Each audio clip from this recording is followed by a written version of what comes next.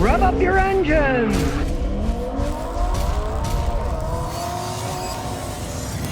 Well, if you remember me saying I wasn't a happy camper when Toyota decided to move all of their Tacoma production to Mexico, they used to make half of them in San Antonio and the other half in Mexico. Now they're making all of them in Mexico. Is there quality control problems? Well, I would say so. They just recalled 75,000 Tacoma pickup trucks. The top child seat anchor welds don't meet safety standards. And guess where they're welded on? They're welded on in Mexico where they're building the things. Any fool could see they're going to have quality control problems. Now, they had to recall 75,000 Tacomas. And these are 2022, 2023. They are all made in Mexico, yes. And, of course, the insanity of it all is Toyota says they're working on a fix. They don't have one yet. If you don't weld something right, you could re-weld it. But that car's built, right? Try welding inside a car that's built. You got to take it all apart, get everything out of the way so you don't start a fire or something inside it. When I was young, friend of mine was in high school. He was a teenager, and his father got him a welding outfit, and he thought he was a genius. Well, he's welding on his car. He burned it down to the ground because he just left the seats and everything, and he's under the car welding. He started the seats on fire, burnt the car down to the ground. So it would be a rather stinker to re-weld things when the vehicle's already built, right? And hey, I blame Toyota on this one. You start making them in Mexico with workers that don't seem to care much, that aren't paid that much money. These things are going to happen. It's only common sense. So, as usual, yes, it's cheaper.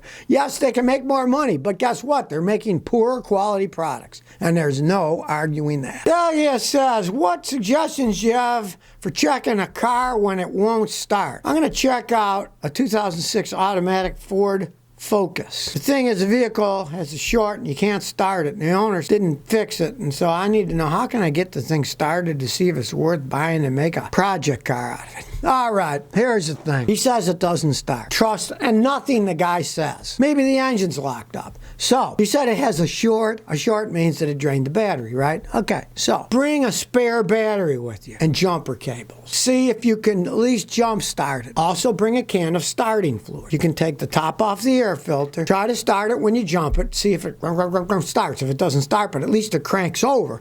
You know the engine's not locked up, right?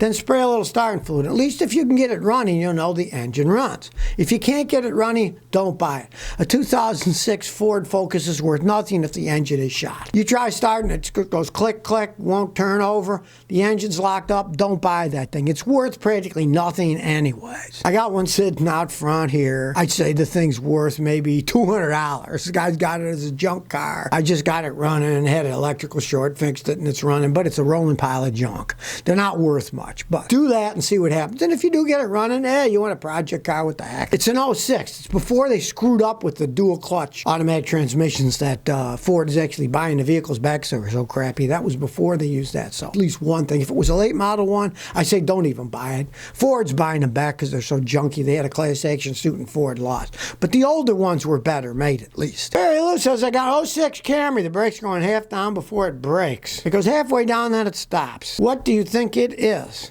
All right. Actually, it's relatively normal for an old Camry. Camrys are notorious for having soft brake pedals. As they wear, they can get softer. Now, let's say it goes halfway, but it stops perfectly fine. You could live with it. Now, the main reason the Camrys go down halfway as they age is one of two things. One, it could be the brake master cylinder's getting weak, and when you step on it, it has to build up pressure, right? You could replace that. Not too expensive. The other is your brake booster that the brake master bolts onto could be getting weak. And in that case, it's a really expensive repair. And as long as it stops, I have hundreds of customers with those things over the years.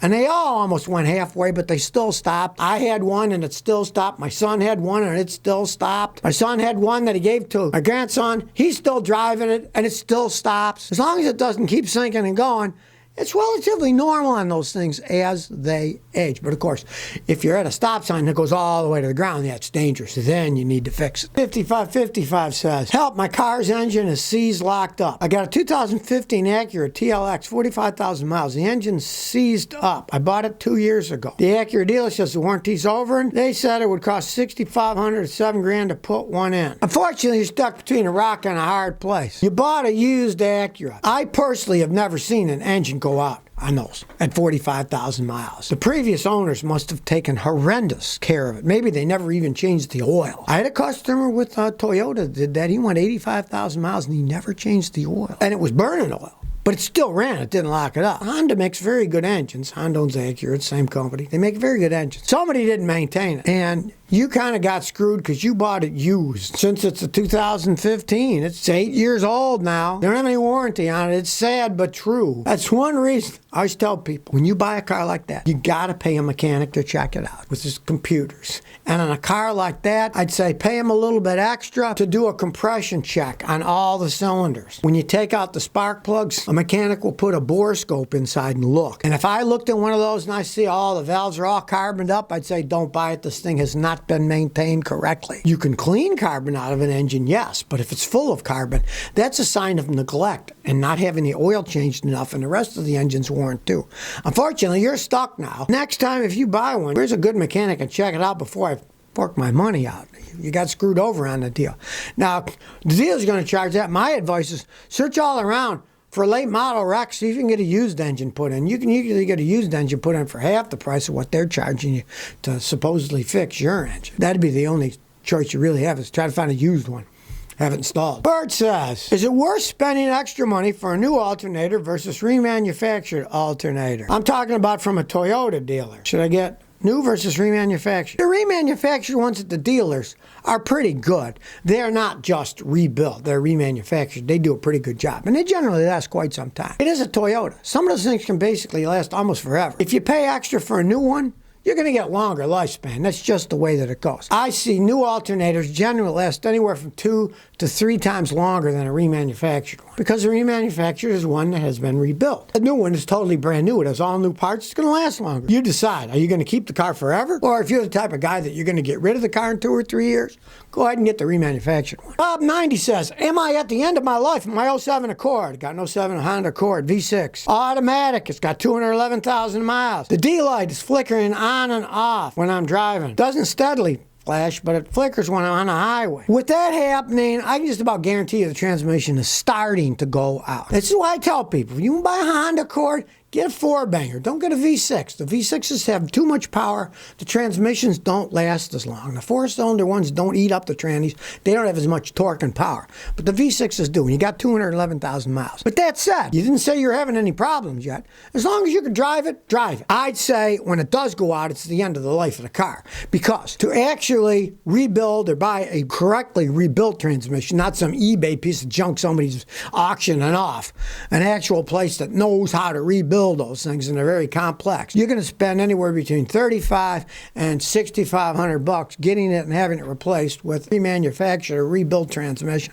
It's not worth spending it on a car with 211,000 miles. If you ask me, I wouldn't spend that kind of money on it. It's a baby. You never know. They can last a long time, but it's starting to go, and that light is telling you it's starting to go. You might get a mechanic like me, do a road test, analyze the transmission data, and then we could tell you even more. We could say, yeah, you can see, okay, the slippage on the torque converter is getting to be a little more, that's wearing out. Then you'd know for sure. Any good mechanic can road test it, read the transmission data on his computer, and tell you how much you may have left. Yonda. Here we go again with crap. This time it's in Australia. The Australians are recalling a bunch of them because, believe it or not, these seat belts can explode. I can understand an airbag exploding, right? But seat belts?